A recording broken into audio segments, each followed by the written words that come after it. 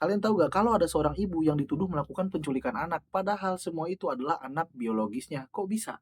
Ada ibu dan anak, tapi beda tes DNA-nya, padahal anak kandungnya. Kejadian ini terjadi pada tahun 2002. Lydia seorang ibu dari dua anaknya dan sedang mengandung anak ketiganya. Dia berpisah dengan pasangannya untuk mengajukan tunjangan anak. Nah, untuk mengajukan tunjangan ini, salah satu tesnya itu Lydia harus melakukan tes DNA dengan anaknya.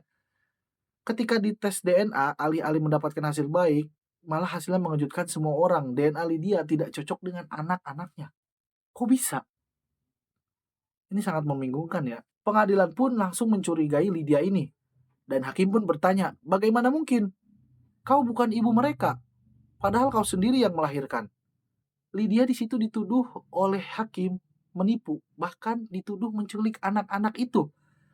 Ia menghadapi ancaman kehilangan anak-anaknya dan reputasinya bakal hancur. Lydia sendiri bingung dan panik. Dia bersumpah, aku yang merasakan sakitnya melahirkan mereka. Aku melihat mereka tumbuh dari hari pertama. Dia bersumpah seperti itu. Tapi bagaimana bisa seorang ibu biologis tidak memiliki hubungan DNA dengan anak-anaknya? Apakah ini kesalahan dari laboratorium atau memang ada sesuatu yang lebih besar sedang terjadi di sini? Nah, kasus ini akhirnya menarik perhatian para ilmuwan. Setelah penyelidikan panjang, mereka menemukan jawaban adalah Lydia seorang kimerisme.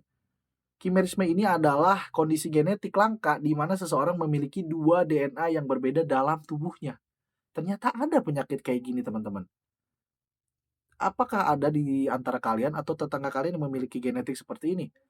Nah, ini bagaimana ini bisa terjadi? Saat Lydia masih dalam kandungan, ternyata ia sebenarnya memiliki saudara kembar. Tapi saudara kembarnya ini tidak pernah berkembang dan terserap ke dalam tubuh Lydia. Jadi DNA saudara itu kini hidup di dalam dirinya, tersembunyi di jaringan tubuhnya. Wow, salah satu bukti keagungan Allah ya. Rahim Lydia, tempat anak-anaknya berkembang, sebenarnya membawa DNA saudara kembarnya, bukan DNA Lydia yang utama. Inilah mengapa hasil tes DNA menunjukkan bahwa anak-anaknya bukan biologis miliknya, melainkan milik saudara kembar yang tidak pernah lahir.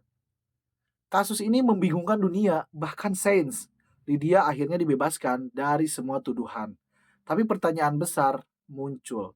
Apakah mungkin ada yang lain di dunia ini yang juga hidup dengan dua identitas genetik, tapi tanpa pernah menyadarinya? Apakah ada keluarga kalian atau saudara kalian yang memiliki perbedaan genetik tapi tanpa menyadarinya? Sama seperti kasus si Lydia ini. Coba komentar di kolom komentar.